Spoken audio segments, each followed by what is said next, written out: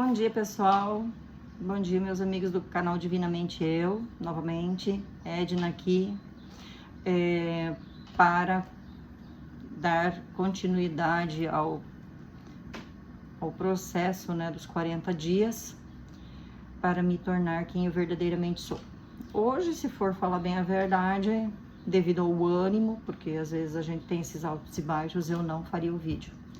Mas como eu tenho esse propósito comigo, e quando a gente tem um propósito de mudança interior, principalmente, né, de quebrar crenças e paradigmas, a gente não pode se limitar e se dar o direito de desistir. Então, estou aqui novamente, vou fazer o 10º dia desse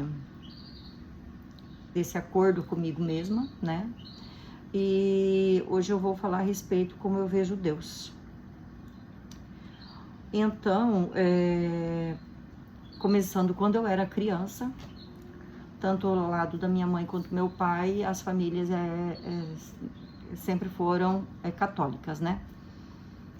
A minha nona, do lado da minha mãe, ela era uma católica fervorosa, de usar crucifixos e aqueles terços no pescoço, os anéis dela, tudo tinha a ver com religião, tanto que o túmulo dela, o caixão dela, a tampa do caixão, ela tinha uma santa, né, desenhado, se não me engano era Nossa Senhora de Fátima, se não me engano.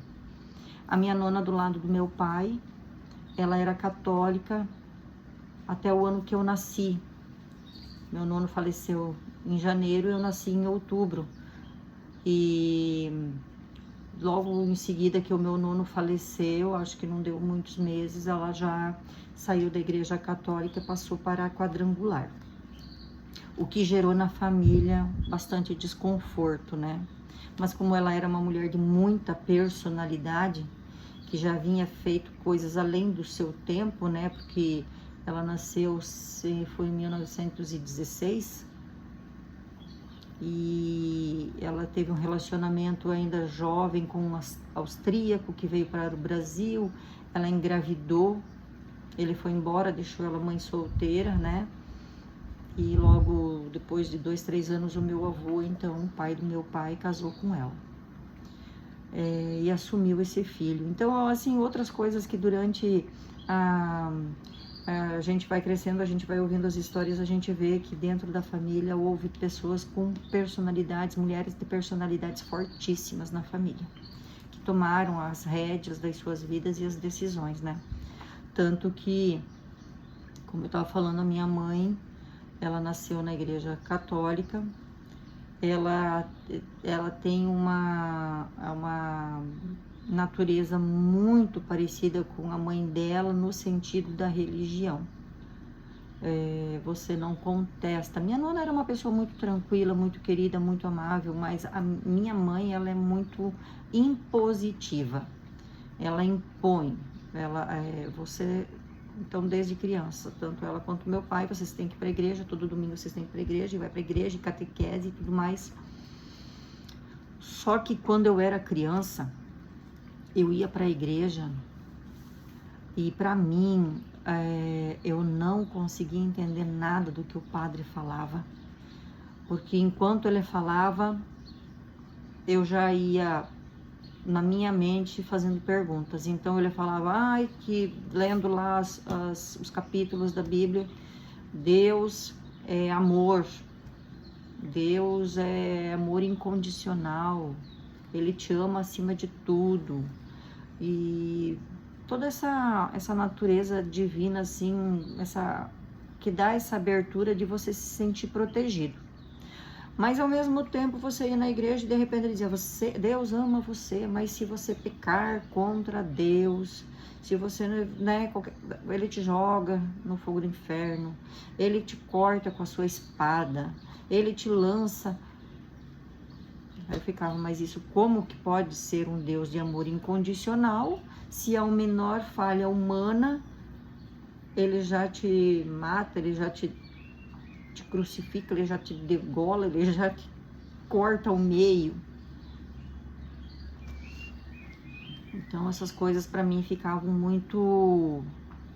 Era coisa que na cabeça de uma criança ficava muito pesado. Eu entendo que existem crianças que vão à igreja e que ouvem, mas que não colocam isso para dentro, né? Mas para mim era algo que eu passava às vezes o dia pensando. Como assim? Por que, meu Deus? O que que... E eu tinha muito medo de Deus. A verdade, eu não tinha amor, eu não tinha respeito, eu tinha medo. Então, tinha noites que eu sonhava, tinha noites que eu tinha pesadelos terríveis, tinha noites que eu vivia em total pânico. O domingo, por exemplo, para mim, quando ele ia chegando ao seu final, era um desespero total. Eu não queria dormir, eu tinha muito medo. E como na nossa família não tinha muito como questionar a respeito da religião, de Deus, do que estava escrito na Bíblia, você ia engolindo tudo aquilo e você ia ficando, tipo, eu ia ficando cada vez mais sufocada. Era muito difícil. Então, hoje, graças a Deus, eu me libertei e a partir do momento que comecei a me conhecer melhor, eu saí das religiões, eu sigo mais a minha meditação, eu centro bastante no meu coração. Eu sinto que o caminho, a chave, ela não está fora. Você abre todo o conhecimento pelo lado de dentro, né? Então isso para mim, como eu estava falando, sempre foi contraditório. E com o passar do tempo eu abandonei as igrejas.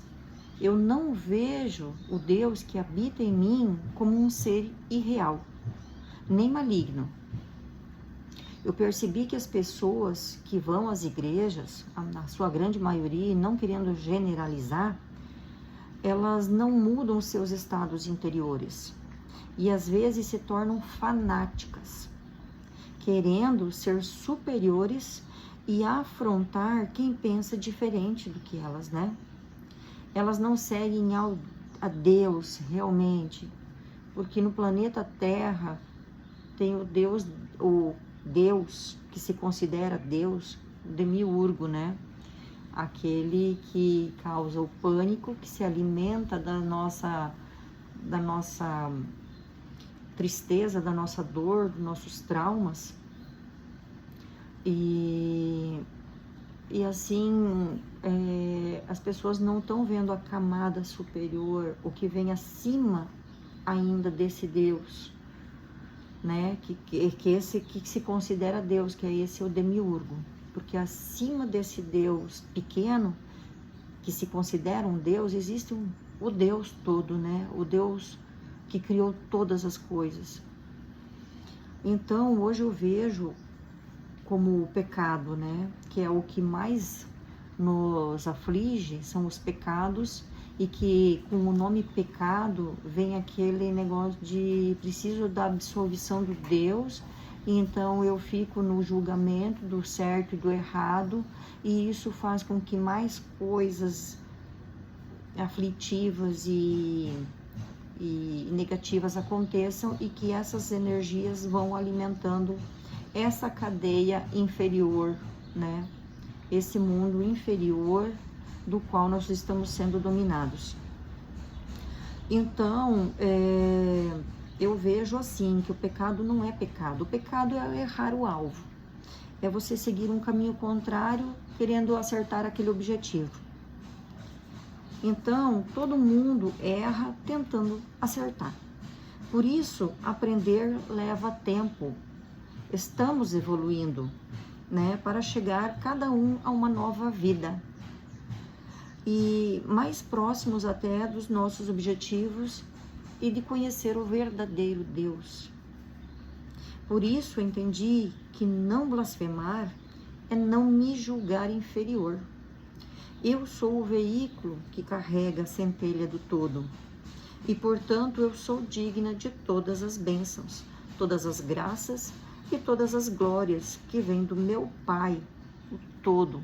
o verdadeiro Deus, o que está acima de todas as coisas, aquele do qual é o uno, o incognoscível, aquele do qual a gente vive dentro, porque tudo está dentro do todo.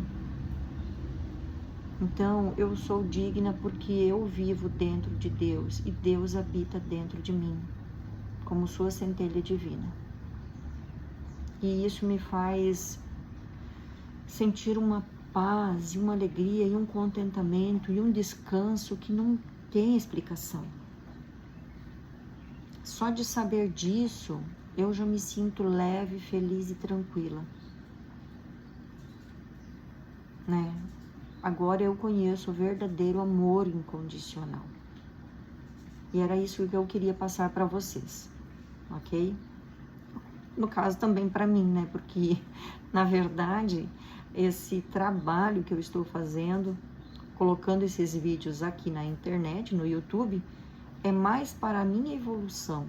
Mas se combina com você, se dá certo contigo, pode pegar. E se caso você achar que talvez não esteja de acordo, não tem problema, ok? Então eu deixo aqui um abraço a todos, que Deus seja louvado em cada um de nós e até mais.